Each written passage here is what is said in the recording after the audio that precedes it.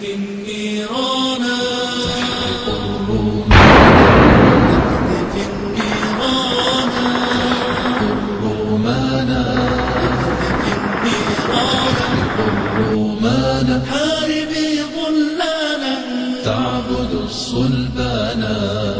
یہ اوراق، یہ قرآن مجید کے جلے ہوئے نسخے، یہ ظلم کی انتہا نہیں تو اور کیا ہے؟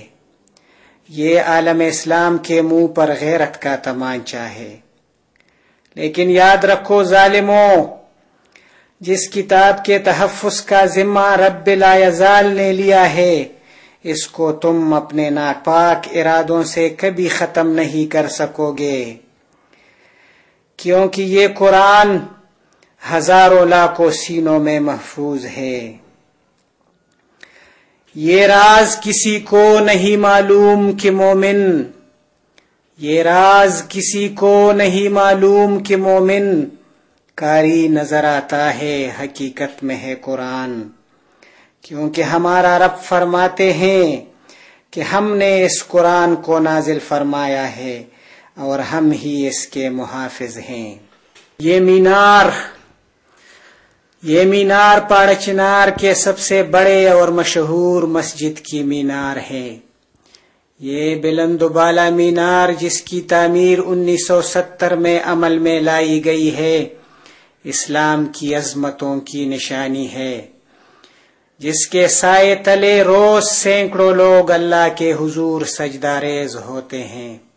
ان ظالموں نے اس خانہ خدا کو بھی نہیں چھوڑا، لیکن جس دین کی حفاظت اللہ کو منظور ہو تو کوئی مائی کا لال اس کو نقصان نہیں پہنچا سکتے۔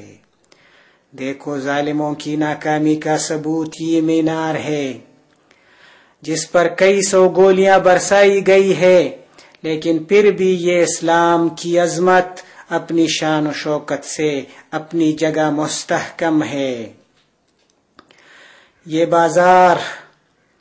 بازار جہاں پر کئی لوگ اپنے بال بچوں کے لیے رزق حلال کماتے تھے، جہاں پر کروڑوں لاگت کی دکانیں تھی جس میں تمام ضروریات زندگی شامل تھی، آج ظلم کا منہ بولتا ثبوت ہے کہ ان دیواروں پر یہ توہین آمیز کلمات اللہ نعوذ باللہ۔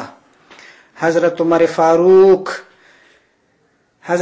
فاروق میں اپنا منہ اس قابل نہیں سمجھتا کہ حضرت عمر فاروق کا نام لے لوں، وہ عمر جس کے بارے میں رسول اللہ فرماتے تھے کہ اگر میرے بعد پیغمبر ہوتا تو وہ حضرت عمر ہوتے، اور وہ ابو بکر صدیق جس کو رسول اللہ نے صدیق کا خطاب دیا، جس نے ہر حال میں حضور کا ساتھ دیا، جس کے بارے میں اللہ تعالیٰ فرماتے ہیں کہ میں ان سے راضی ہوں۔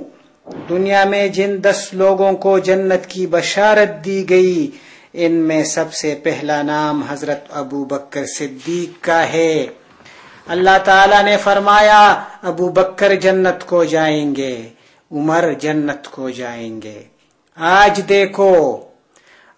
دیکھو تو مدینہ میں آقا نامدار کے ایک ہاتھ پر ابو بکر اور دوسرے ہاتھ پر حضرت عمر۔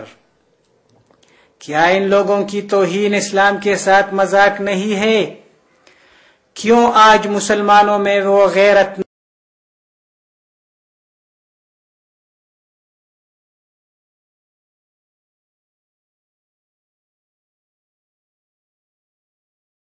کی